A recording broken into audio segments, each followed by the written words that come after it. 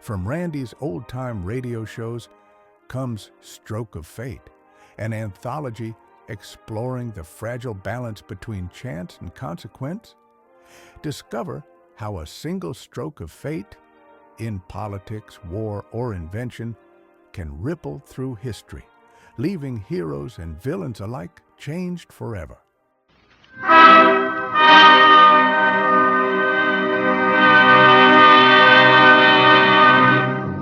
Stroke of Fate. The fate of you who are listening, of nations of the world, has often hung upon accident or upon decisions that made another way would have substantially altered the course of human events.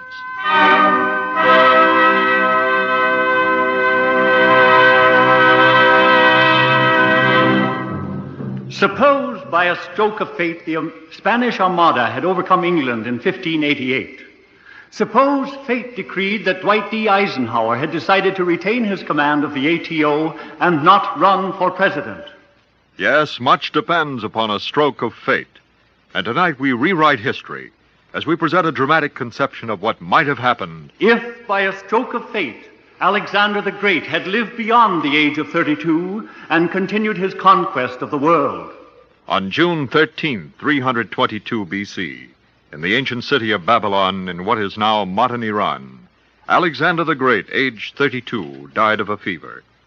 Alexander began his royal career as king of the Greek state of Macedonia and finished by founding an empire that included most of the known East and some of the West as well, perhaps 2 million square miles of conquered territory.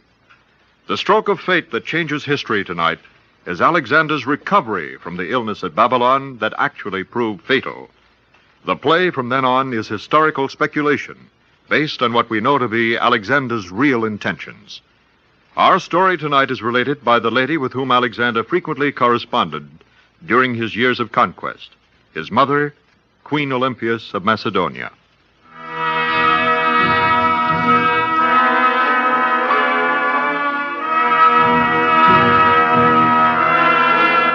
My son Alexander, when he was 20 years old, succeeded his father Philip to the throne of Macedonia. There are those who say that Zeus, king of the gods, is Alexander's father, but I, who should know, say it is Philip.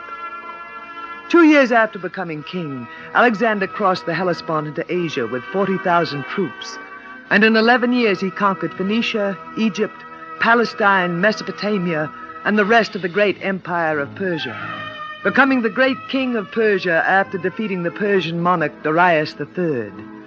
Then he swept from the Caspian Sea to the Hindu Kush mountains of India and continued to conquer much of that land, returning to one of the 4 capitals of Persia, Susa, where, after a great state banquet, 80 of his officers married daughters of noble Medes and Persians, and he himself married Barsina, the elder daughter of Darius, according to the Persian custom, in which the bridegrooms sit in a row and their brides sit next to them. Barsina, I must now speak to our guests. My noble friends, to each man who is married today, I make a gift of 10 golden talents.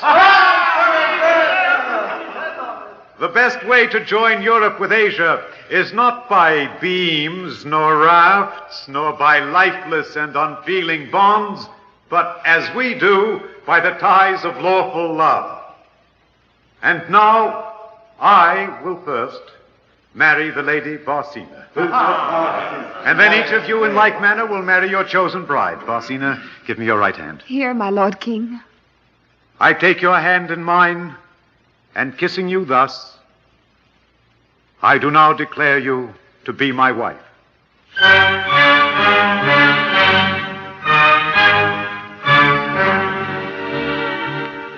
My son Alexander wrote me of this marriage, his second, for Macedonians may have more than one wife at a time, a ridiculous custom, as it implies the superiority of men. One night I had a fearful dream concerning Alexander, and in my dream a voice cried that I alone could save his life. I then took a vessel from Thessalonica, where I was, to the city of Tyre, and traveled by forced stages to Babylon and Persia. Alexander was there, resting in the dwelling of his friend Medius. And as I was about to enter Alexander's chamber, I saw coming through its curtained doorway my son's physician, Philip. My Lady Olympias, we have but just heard that you were on your way here. Was your journey pleasant? Fair enough, Philip. How ill is the king? How know you he is ill, my lady? Tell me. He has a fever which has been aggravated by a drinking bout. He says he will rise tonight and resume his revels. I have warned him. But you know Alexander. I will see to it that he rests. If he does not, his illness may have fatal consequences. Farewell, my Lady Olympias.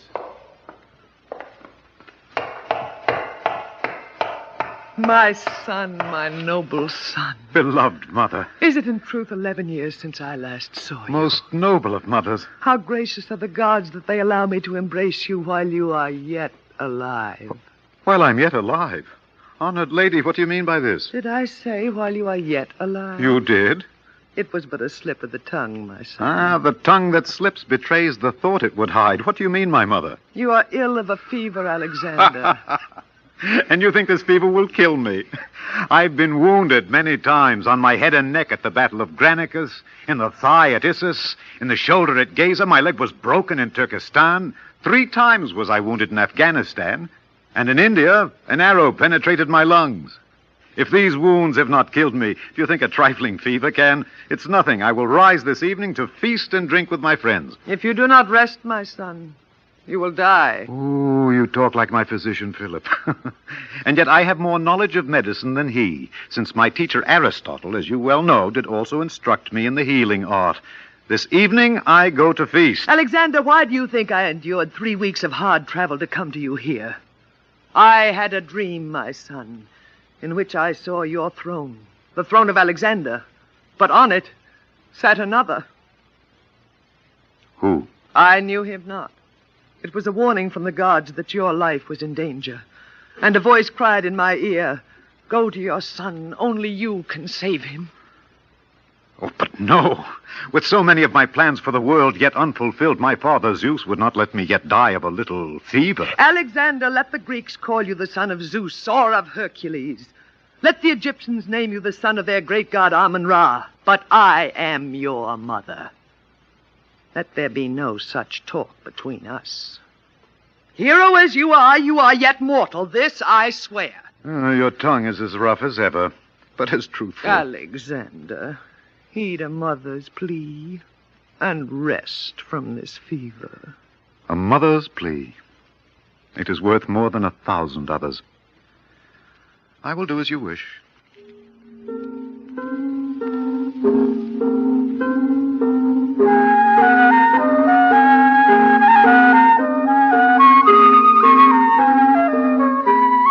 Five days later, when the fever had broken and Alexander was asleep and I had retired to my own chamber, there came to visit me there my son's wife, Basina. Hail, Lady Olympias. So you are Basina. Lady Olympias, I am most grateful to you for saving the life of my husband. I saved the life of my son. Thank you. You were truly afraid for him? At first. But then I comforted myself with the thought that if he were gathered to the gods, I would join him speedily. If Alexander died, you would kill yourself? Yes. You would have me then believe you love him? I do. When at the Battle of Issus, my lord Alexander defeated my father Darius, who was then the great king, he protected the ladies of my family. My son has always been gallant and considerate of women. I love him, and I believe he married me because he loves me, at least a little, and he will love me yet more. There you act the fool. Alexander has said there are 2 things that make him feel like a mortal: sleep and lovemaking. He is too absorbed in his divinity to indulge his mortality. But he is divine. You truly believe this? Of course. The great king has always been descended from the gods, and Alexander is the great king. Nonetheless, my son will be your husband in name only. Accept that as truth. If you say so, Lady Olympias. But I trust he will be satisfied to stay here in Babylon. I see you know not Alexander at all. Alexander, who, when my husband Philip was alive, wept because he felt Philip had left him no more worlds to conquer, will not remain satisfied as long as there is any part of this world that he has not in truth conquered.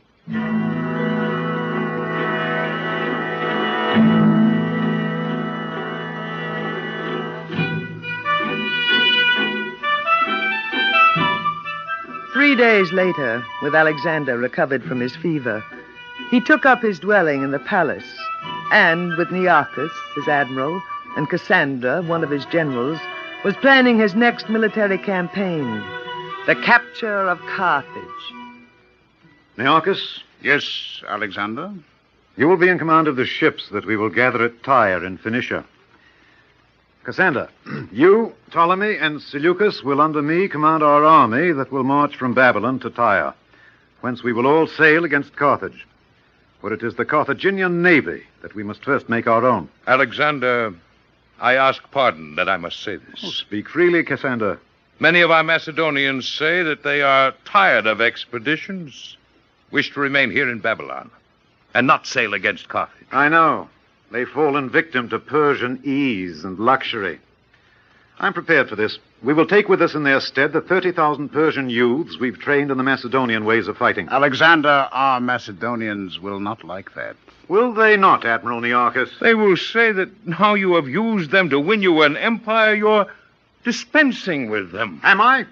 Is it I, then, who am refusing to fight, or they? I'm weary of their complaints. Those who do not want to come with me may stay, or go home. I care not. As you say, I go to make my preparations, Alexander. And I as well. Do so. It is not with you that I'm impatient, but with those who complain. Fare you both well. Alexander, my son. Oh, Mother.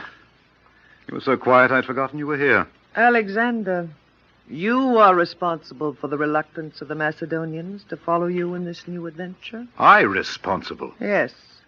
They are offended because instead of Macedonians, you appoint so many natives as governors of the countries you conquer. Because you yourself affect Persian ways and Persian dress. I do that out of respect to the Persians. But you have conquered the Persians. Why need you show them respect? So that in return they will respect me. By respect, not by fear, is the best way to rule. These Macedonians believe you are more Persian than the Persians. That is not so. I would also teach the Persians and others our Greek ways. I would have them speak the Greek tongue. Our Macedonians will not like that. For if others speak like Macedonians and use our ways, then of what advantage is it to be a Macedonian? One might just as well be a Persian or an Indian. Quite so. But Alexander. My lord, most noble king, Yes, Barsina. forgive me for coming to you unbidden, but I have learned that you plan to leave Babylon. That is so, Barsina. My lord king, why can you not remain here? You foolish girl. I told you Alexander would not remain quiet here. Not as long as there is yet more glory to be won. You're wrong, my mother. It is not glory that I'm now seeking, nor further riches, but the fulfillment of an ideal, of a vision. What ideal? I learned it from a philosopher I met years ago in Corinth. Diogenes was his name. You wrote me of him. The man who lived in a tub. The one you asked if there was anything you could do for him, and who answered, yes, you can stand a little to one side and not keep the sun off you. That was the man. He should have been whipped for his insolence. I felt if I were not Alexander, I would be Diogenes. I said to him, who are you who have learned the secret of contentment? And he said, I am a citizen of the world. That was the beginning of my vision, my ideal. I do not understand. I was afraid you would not. I, too, do not understand, great king, but I humbly plead that you allow me to go with you on this expedition. Quiet. It is not for you to make such a request of your lord, but to remain here and await his pleasure. Olympias, I'm not a child that I cannot myself tell my wife what she must do. Forgive me for having to say that. Barsina, this expedition is most dangerous. But when we've taken Carthage, you may come to me there. As will I, my son.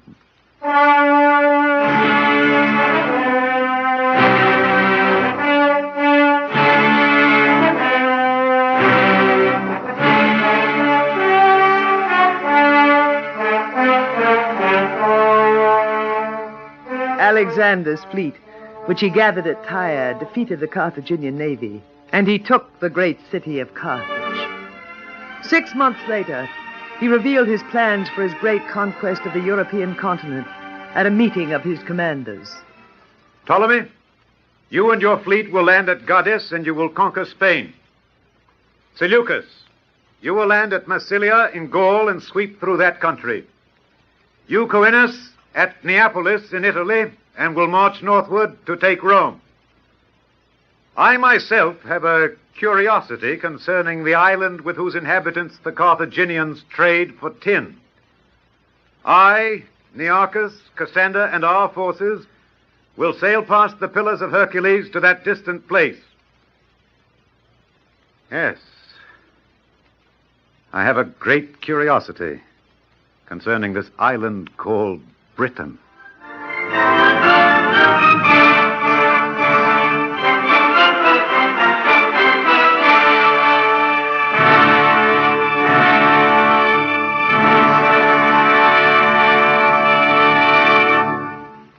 You are listening to What Might Have Happened. If, by a stroke of fate, Alexander the Great had lived beyond the age of 32 and continued his conquest of the world.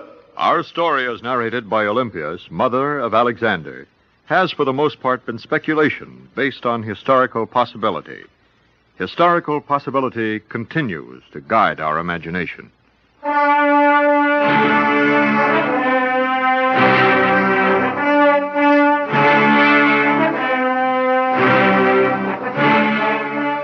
Alexander speedily conquered the island where lived the Britons.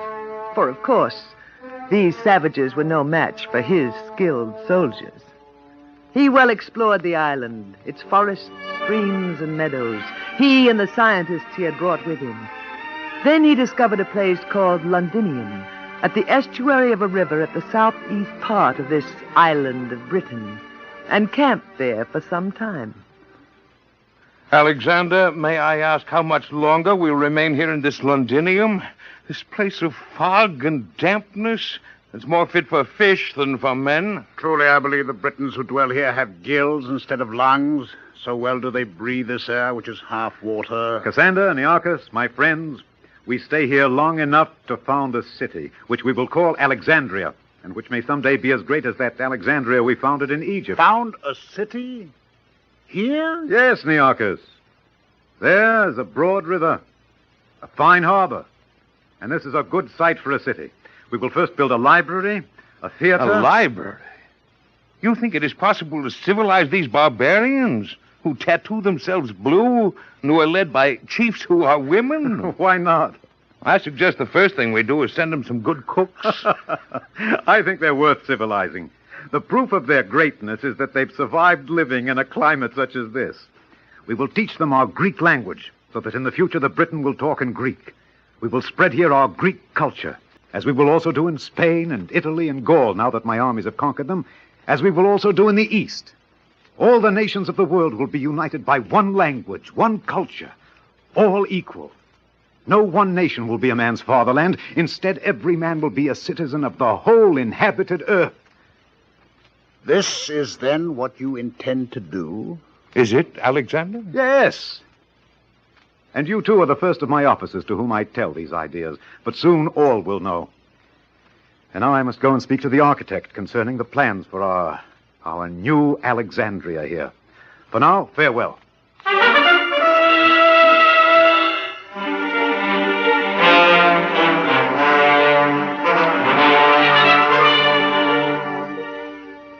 Will you have some wine, Cassander? Yes. I need it now. So that is what he has been planning. He's forgotten he is a Macedonian. All nations are to be equal. By the gods, let all other nations be equal to each other, if Alexander so wishes. As long as Macedonia is supreme. For this, we have left our native land. Follow Alexander these many years. We are betrayed. I fear you're right. We cannot prevent the accomplishment of his plan as long as Alexander lives. No, Nearchus. Once Alexander has been gathered to his fathers, the empire will belong to the strongest. And we can rule as Macedonians. And there will be no citizens of the world. Let us talk to the others who will feel as we do.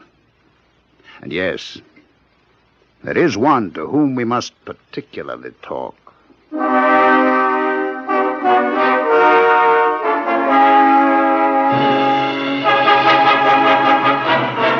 Philip, have you thought on what we have discussed? I have, Nearchus. And the responsibility you would place on me is enough to make the gods themselves shudder. I've been Alexander's physician many years, and I have loved him. And so have I, Philip. And so have all of us.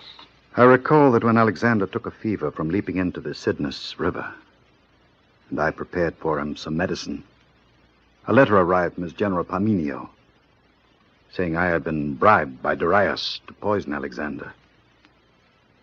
Alexander showed me the letter, and as I read it, he drank the poison of the medicine that I have prepared. He trusts you, Philip. Now it is asked that I betray that trust. That when next he is taken with one of his fevers, I poison him. If it could be made known what you did, you would be honored by all Greeks who wish Macedonia and the other Greek states to be the first states of the world, and not equal to and reduced to the level of all the others. You will have done a great, a terrible, but infinitely noble deed.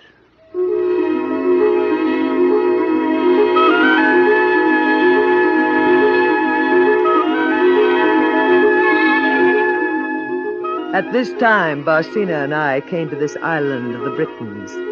She had not been satisfied to stay in Carthage or return to Persia, but had grown pale, mooning over the absence of Alexander. Despite my warnings, this stubborn woman insisted that where Alexander was, there must she be also. So she came to this island and to Londinium, and, of course, I came with her. My Lord King. Barsina, you should not have come here to this island. I told her that, my son. Nor should you have come here, Olympius. This is too barbarous a land for ladies. Methinks that it is an excellent land for ladies, since I hear so many of the British chiefs are women. Great King, unless I am by your side. I'm sorry, Barsina, but there is too much work for me to do here to play the loving husband. You'd best return to Babylon. My lord. Oh, Philip, what have you in that cup? Your medicine, Alexander. You are ill, my Lord Oh, King. it's nothing, a slight fever that will soon pass. I've had many such fevers before. I'm glad I'm here to nurse you through it. I tell you, it is nothing. But to guard against the infection becoming worse, I do urge you to drink this medicine, this purge of hellebore. Well, put it down on this table, Philip. I will drink it later.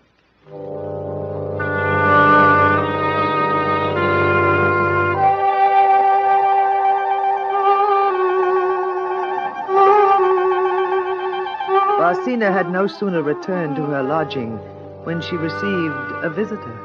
Noble and mighty Queen Barsina, Who are you who have requested such urgent audience of me? I am a wretched servant of Nearchus, the admiral to Alexander. Oh, it's dreadful knowledge that I impart. What knowledge? It concerns the very life of the king himself. The life of the king. Speak. I dare not try to approach the king. He will not believe me. He will torture me. Or my master will discover what I'm about and have me killed. But now that you are here... Tell me what you know, and quickly. 3 days ago, I did overhear in his tent my master Nearchus talk to Philip, the king's physician. Philip did agree when the king had one of his fevers to give him in his medicine a slow-working poison. By the gods, no. There is a plot against the king's life in which are engaged Nearchus, his son...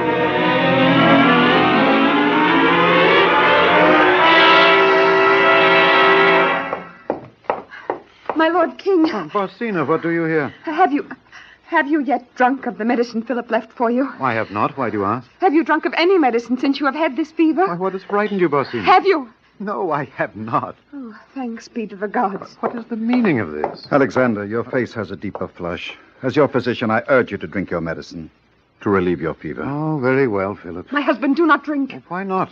Because let Philip drink of it first to discover if it is still potent after standing so long. I will gladly taste of it. Please give me the cup, Alexander. That's not necessary. I'm sure it's still potent. I'll drink it. Do not drink. You do not need medicine. Are you now become a physician, Barsina? No, but let Philip mix you another potion now, afresh. That is not necessary. Well...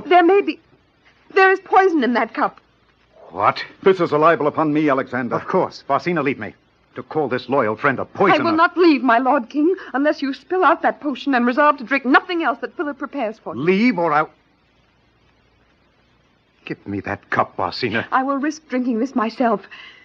If it is poison, I gladly give my life to save yours.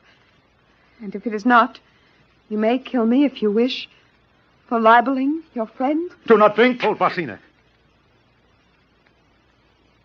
Philip, you drink this medicine. Drain the cup. I will, Alexander.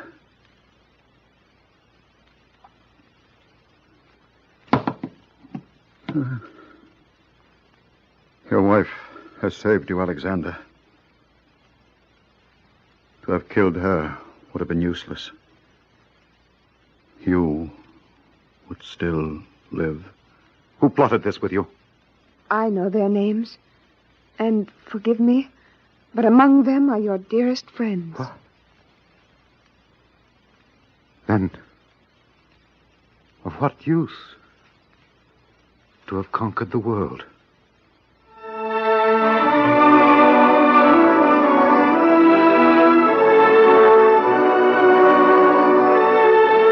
So did Barsina prove she was worthy to be the wife of Alexander and the daughter of Olympias. Nearchus, Cassander, and the others in the plot were executed. 10 years later, the states of the world sent their first representatives to the world governing body at Alexandria in Egypt, the capital of the world, where Alexander, addressing them in the universal language Greek, said, I urge you to consider as your nation the whole inhabited earth. And I pledge myself to render all on earth subject to one law, that of reason, and to one form of government, that of justice. And now may we introduce our eminent history consultant, Dr. Moses Hadas, professor of Greek and Latin at Columbia University. Dr. Hadas. The stroke of fate that saved Alexander's life in tonight's drama, his mother's traveling to Babylon to nurse him through his illness, failed to occur. In reality, he did not take proper medical precautions during this fever and died at the age of 32. But let us imagine Alexander had lived on as in tonight's play. It is inconceivable, then, that he should have relinquished his career of conquest. He would have conquered the West as easily as he had in actuality the East. And if Alexander's original objective was merely conquest, his later words and actions can leave no doubt that his larger aim was to make all men equal members of a single society, embracing the whole inhabited world, in which individuals would be not subjects, but citizens. Even if the world has seen military geniuses as great, their object has been conquest rather than fusion. Others have cherished visions as soaring, but have lacked the force necessary to implement them. Alexander combined such great vision with such magnificent military prowess and statesmanship, it is very possible the people of his time would have accepted his ideal of the one world. During the centuries since he lived, there have been men who have thought wistfully of Alexander's dream.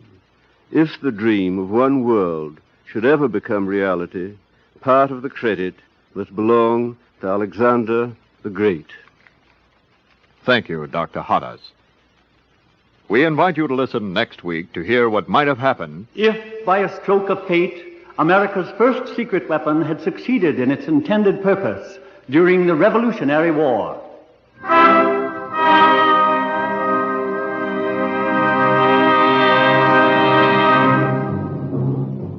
Featured in tonight's Stroke of Fate presentation were Alexander Scorby as Alexander, Ann Seymour as Olympias, and Patricia Wheel as Barsina.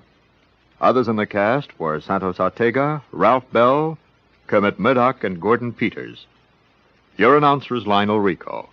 Stroke of Fate is produced by Mort and Lester Lewis. Conceived and written by Mort Lewis and was directed by Fred Way. Stroke of Fate was prepared in consultation with the Society of American Historians.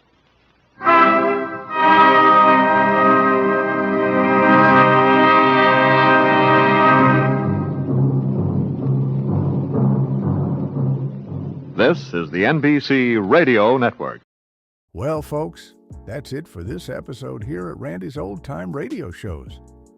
Before we wrap up, it's worth noting that Randy dedicates countless hours to restoring and editing every single show before it's uploaded for your listening pleasure.